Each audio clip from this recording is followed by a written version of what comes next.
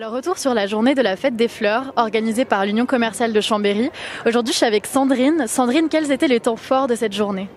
Les temps forts ont été la décoration de la fontaine par une école de plus de 30 élèves, la décoration du musée savoisien aussi par une école et aussi par plusieurs fleuristes de Chambéry et le marché qu'on a là sur la place Saint-Léger avec les différents artisans.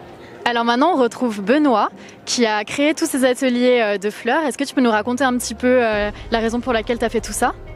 Ouais, alors du coup toute la journée donc on fait des ateliers avec les enfants, avec les adultes. On a fait ces ateliers pour faire découvrir un peu notre métier, pour qu'ils puissent vraiment essayer eux aussi de faire leur composition florale. Et c'est vrai que ça plaît plutôt bien, tout le monde est plutôt assez content. Alors bonjour, aujourd'hui on est avec Nora qui nous a fait cette magnifique création en fleurs. Qu'est-ce que tu as envie de dire dessus ? Je trouve que c'est bien de le faire. Ouais. C'est amusant. Et Ça t'a plu ? Oui, ça m'a beaucoup plu. Ok. Et est-ce que tu peux nous décrire un petit peu les fleurs que tu as choisies pour ta création ? Des roses, j'ai choisi des tournesols et je ne sais pas trop ce que c'est les autres. À l'occasion de la fête des fleurs, c'est aussi l'occasion de retrouver des producteurs locaux. Alors aujourd'hui, on rencontre Daniel qui va nous parler du syndicat Les Ruchers d'Étal-aux-Broges.